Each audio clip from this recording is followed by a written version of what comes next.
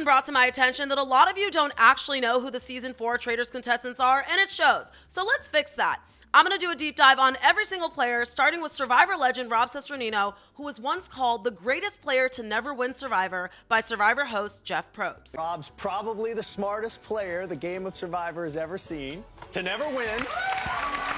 We were first introduced to Rob all the way back in 2003 when he was a contestant on Survivor the Amazon and finished in 3rd place. He did this by flipping alliances, building overlapping deals, and redefined the way that the game of Survivor is played by using charm and wit instead of brute force. I think that the key to the game is always knowing where you stand, and you need to have a working relationship with every person. You don't need to be their friend, you don't need to be in an alliance with them, but having a working relationship and knowing where each person stands and where they think they stand is really the key.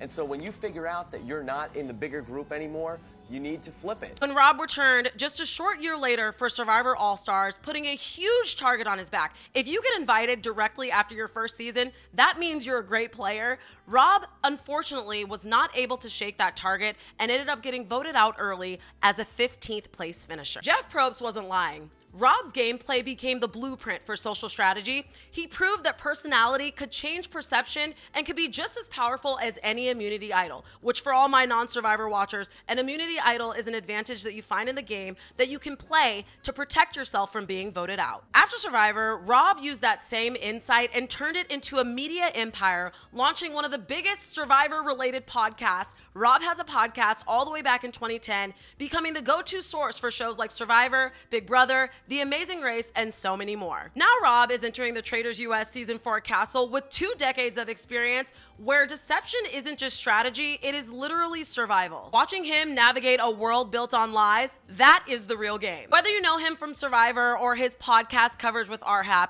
Rob Cesternino is definitely one to watch. Do you think Rob should be a traitor or a faithful? Up next in my Truth or Traitor deep dive series is the one and only icon Miss Monet Exchange, who happens to be a massive Survivor fan. Did you see Monet playing the influencer version of Survivor? I also interviewed them and I cannot wait to see how they play. You can catch both of these contestants on the new season of The Traitors in 2026. I'm Lauren Ashley Beck, the Queen of Stream. You can follow me for more TV, film, streaming, and deep dive news.